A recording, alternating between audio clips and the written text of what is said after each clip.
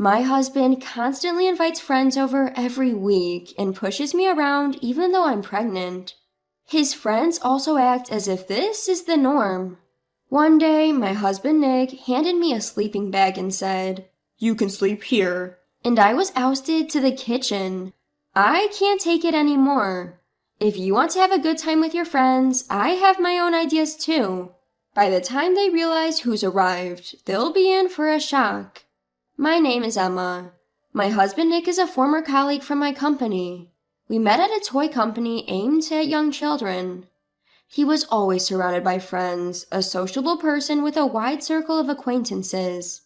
Being introverted, I admired Nick's sociability. So when he asked me out, I was pleasantly surprised despite not expecting it.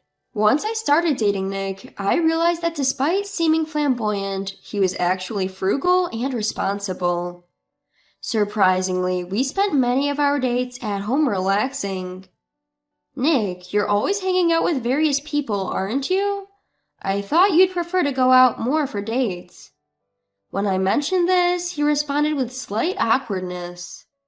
"So you saw me like that? Actually, I don't really like to waste money. I usually just go along with eating out or drinking with others, but I really prefer relaxing at home." I see. I myself prefer staying home, watching movies or cooking together, rather than going out. I was happy to see this unexpected side of him, a side he only showed to me. Gradually, I began to see him as a potential husband. He seemed to feel the same way, and a year into our relationship, Nick proposed to me. Even after getting married, Nick remained popular, often being invited to social gatherings by his colleagues. However, I was growing wary of him going out drinking every week. "Hey, I'd like to spend some weekends with you too." As I expressed my feelings, he responded while scratching his head. "Yeah, you're right. My bad. From now on, I'll just drink at home. That way, you won't be lonely, right? I want you to get along with my friends too." That's not exactly what I meant. Still, I couldn't say no to Nick. Since then, his friends and colleagues began to visit our home every weekend to drink. "Hey, Nick's wife, more beer, please." "Emma, we're out of snacks." Among his friends, there was a female contract worker named Sandy who didn't show any signs of helping out.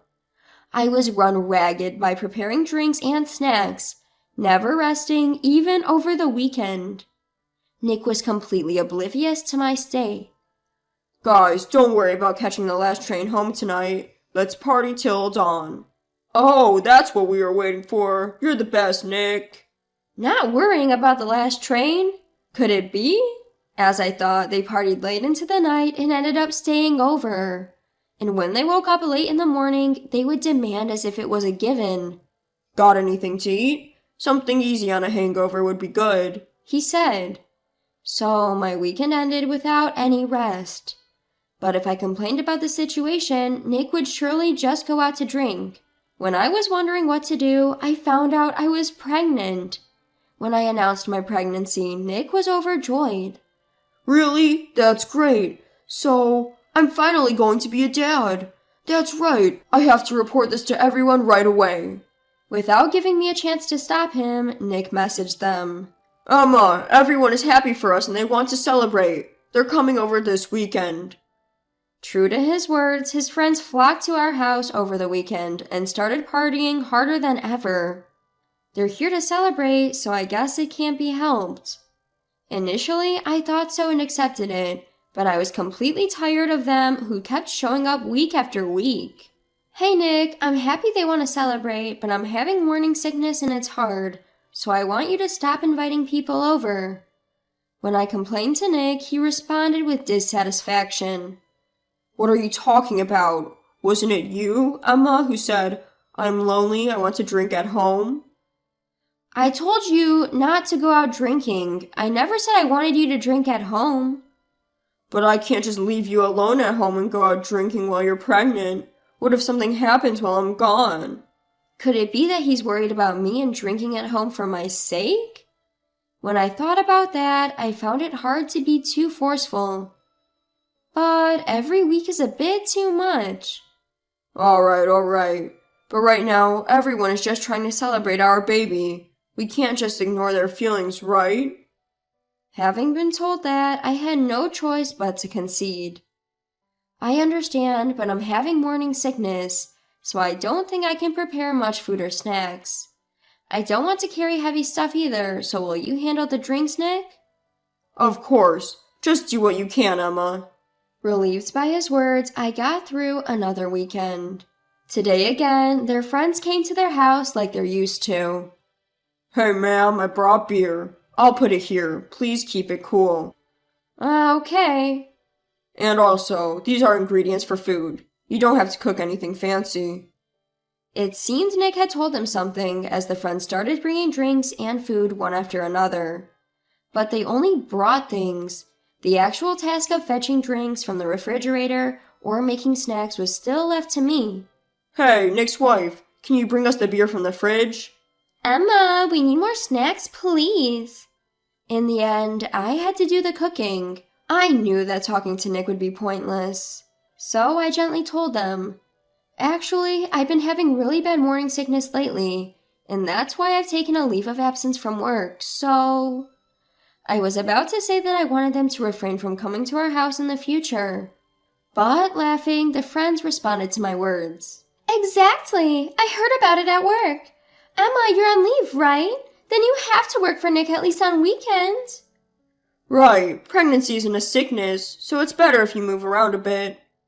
Misunderstanding something, my feelings didn't get through at all, and the friends started to take advantage of me even more. I had thought they wouldn't stay the night, but deep into the night, Nick and his colleagues didn't slow down their drinking. As I expected, they continued to drink past the subway time, got completely drunk, and were no longer in a state to return home. I was too tired to get angry anymore. When I tried to talk to Nick and then retired to the bedroom, Sandy, a contract employee, was already sleeping in our bed. I urgently appealed to him. Nick, Sandy's sleeping in our bed. Oh, she got pretty wasted, so I carried her to the bed. I can't believe it. I want to rest too. Yeah, that makes sense. Just wait a bit. I thought he was going to wake Sandy up and get her off the bed, but instead Nick came back with a sleeping bag. You should sleep here for tonight. Saying that, Nick started setting up the sleeping bag in the corner of the kitchen. Whoa, wait a second. You're telling me I'm sleeping here?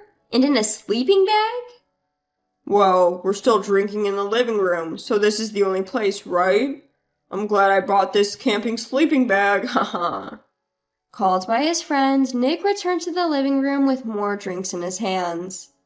With no choice, I spent the night in an uncomfortable sleeping bag. The next morning, I was awakened by a knock from Sandy. Hey, Emma, how long are you going to sleep? It's already 11 a.m., you know. Sorry, I had trouble falling asleep last night. After a night in an unfamiliar sleeping bag and on the hard kitchen floor, I managed to fall asleep only when dawn broke. I only managed to doze off, and I'm not feeling refreshed at all. Regardless, Sandy continued. Hey, I'm hungry. Don't we have anything for breakfast? Oh, thanks to someone's oversleeping, it's more like brunch now, haha. Wake me up when it's ready, okay? She said, and then went back to our bedroom. With a fuzzy head, I went to the living room where Nick and his friends were passed out drunk. The table was littered with the remnants of their food and drinks. It seems I'm the one who will have to clean up this mess. As I was making a soup grudgingly, the smell attracted Nick and his friends. Oh, soup, huh? Nice. Sandy also came to the living room and started stuffing herself with rice, soup, and omelet. His friends, too, seemed to have become quite cheerful. Yesterday was so fun, man. I don't feel like going home today either. I get that. It's a long weekend after all. Let's have a second celebration. Instead of refusing, Nick said, Thanks for doing this for us. He even expressed his gratitude. It looks like it's up to me to be the one to say no. Well, everyone, I've understood your feelings well enough, so it's not necessary for you to celebrate so many times. The room fell silent for a moment at my stern words. Sensing this, Nick quickly addressed everyone. That's right, let's invite others today. They said they were busy and couldn't come yesterday, right? At his words, the friends quickly got their spirits back. Nick, that's a brilliant idea. They were also wanting to celebrate again. Noticing my dissatisfaction, Nick addressed me sternly. Emma, what's with that attitude since a while ago? It's rude to everyone, isn't it? I thought you'd be anxious being alone as a pregnant woman, so I'm holding back from going out drinking. They're all caring for me who can't go out drinking, and have taken the trouble to come to our house, you know? The friends also agreed with Nick's opinion. Holding back from drinking for the sake of his wife, Nick really cares about his wife, but it will suffocate if you keep holding back too much. We have to take a breather like this about once a week. We're always ready to accompany you. That's right. There are not many good husbands like Nick. We'll come every week if necessary. Thanks for covering for my wife's selfishness, everyone. Encouraged by everyone, Nick didn't seem entirely displeased. Everyone's covering for my selfishness? Is this kind of drinking party going to continue every week from now on?